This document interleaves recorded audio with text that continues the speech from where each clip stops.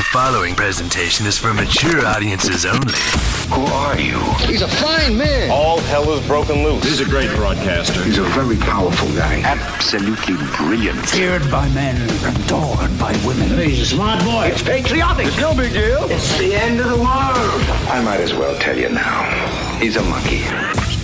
And how you doing, rockers and cockers? Welcome in to another edition of The Wyldeside with Eric Clark. I am your host, Eric Clark, saying thank you for taking time out of your busy day to hang out with us on the east side of Nashville. Make sure you are subscribed to the YouTube channel, hit that notification button, smash the like button, and of course, when you're done watching the video, before you dip out, get down in that comment section, let me know all your thoughts about the video, and if not anything else, throw me some horns and let that algorithm know Kilroy was here. If you have a band, song, or a video that you'd like me to check out, the best thing to do is head over to the Discord server. It is your one-stop shop for all things Wyldeside, and it's free to subscribe. On the left-hand side, YouTube reaction requests, read the pinned message, drop a link, a brief description. I will get to it when I can. Today is Thursday, so it's a throwback Thursday. We're jumping into the Wayback Machine, and we're heading back to the days of the Hacienda, and we're checking out the sound of Madchester. And this is the Charlatans with their number one album track, the only one I know. It's The Wyldeside. Let's check it out.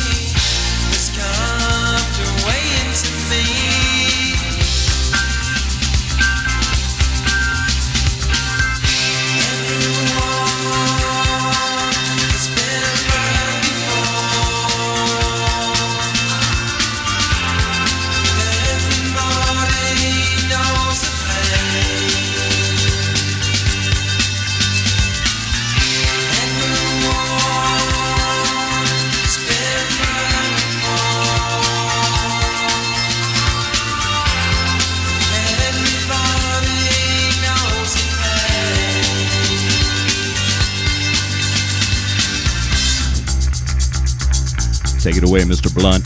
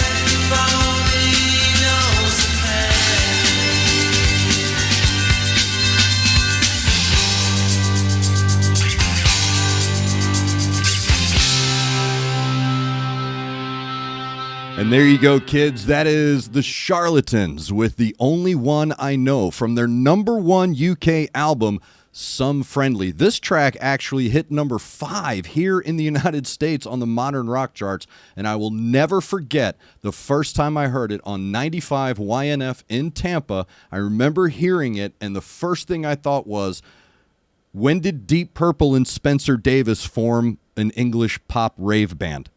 Like, that's exactly what I thought. Went out, got the album, have had it ever since. And before I get started on the breakdown, I do want to say thank you to Tim Burgess and the rest of the Charlatans for winning me $20 at my sister's 50th birthday party. We were standing around talking about music as people usually do when they're around me, and we got talking about Madchester. Now, for those of you that don't know, from around 1986, 87 till about the early 90s, there was a great sound coming out of Manchester. A lot of bands playing the Hacienda Club, like Happy Monday, Stone Roses, James, 808 State, the Charlatans. Now, you may recognize them as the Charlatans UK, and that's because there was a 60s psychedelic band here called the Charlatans, and then when they released this, they had to put the UK on it for American audiences. I actually have the import. So we're at the party, and we're talking about Madchester, and a guy who was inebriated was asking about a song from the Stone Roses, and he kept saying, it's the song from the Stone Roses where he keeps saying, The Only One I Know. So I said, oh, bro, that's the Charlatans UK, or the Charlatans from Some Friendly, and the track is called The Only One I Know. And he's like, no, it's the Stone Roses. And I'm like, no, dude, it's the Charlatans. And he was convinced it was, in fact, the Stone Roses. So I said, I'll bet you $20 it's the Charlatans. And he shook my hand in front of people. Look, you have very little in life, but you have your word. So if you shake my hand and $20, it's on. My wife, if she were here, she would be laughing. So I shook his hand, turned around, walked out to the car, grabbed that CD, walked over to the stereo that was already playing music, stopped what was on, put this in, hit the track, and went, this? And he goes, yeah, that's it. And I'm like, it's not the Stone Roses. The Stone Roses, look, the Stone Roses were their own worst enemy. Once Ian Brown said, I'm too good for America, the Madchester sound really kind of faded away. But what made the Madchester sound so brilliant, and what makes this song in particular the perfect example of what was the Madchester sound, it is the Charlatans, The Only One I Know. It's this perfect example of familiar influence with a very basic Brit pop bounce, but it's swirling in this new sound that was coming out, the rave. So you have this wonderful combination of tradition and legacy in that keyboard. Again, you're hearing, Hush by Deep Purple. And don't forget also, Everyone's Been Burned Before. That's a line from a Bird song. So you're hearing all of this traditional influence, which automatically makes you feel comfortable in the track. And then once they start swirling and weaving and ebbing and flowing through the track with this wonderful Britpop vibe, along with this really great drumming, and I want to make sure I get it right, by John Brooks. John Brooks does the drumming, and he does this really cool shuffle in this track that makes the song truly bounce. Along with, like I said, Mr. Blunt, the bass playing really normally the bass and drums create the foundation while the vocals and guitars and the keys weave their way over it. Whereas with a track like this, the newness of it was it's kind of flipped, where the normally traditional foundational darker tones are actually the ones driving and making the song breathe. And then you weave that wonderful pop vocal from Tim over top of that with that wonderful Hammond B3 sound. Dude, there is nothing that is funkier than a Hammond B3 organ. And that's what you're hearing from that 60s traditional, Spencer Davis, I'm a Man, Deep Purple, Hush. You're hearing that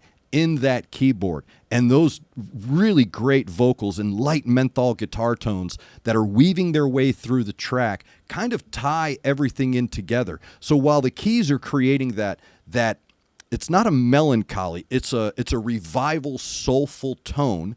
On top of that, the bass and drum are creating that dance rhythm, that rave rhythm, that shuffle bounce that is so bright and breathing life through the track. So anytime someone gets to talking about Manchester music. As you can see, I am a United supporter. Anytime people talk about the Madchester sound, I always refer to this track as the perfect example of what that sound was. It flows, it bounces, it has this new alternative breathing that swirls, and it almost creates this shoegaze vibe, but the whole time it's telling you to put your head down and sway. It's lifting your chin up into the brightness and the oxygen of the air. It's a wonderful song. It's a dance song. It's an alternative song. It's a rock song. It's a soul song. It has all of these wonderful influences in 4 minutes that make it the perfect Madchester song. So thank you to the Charlatans, not only for winning me $20 at a party, but for creating some of the best music I remember listening to growing up.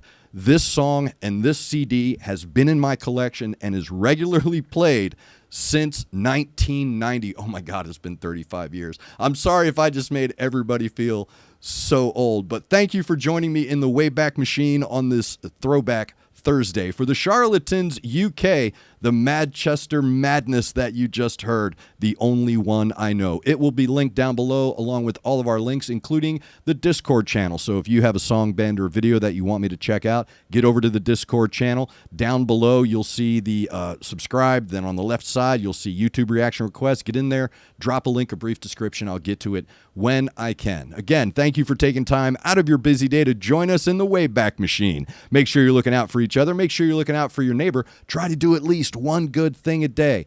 I am Eric Clark. You are the best darn subscribers in the world, and this is The Wild Side.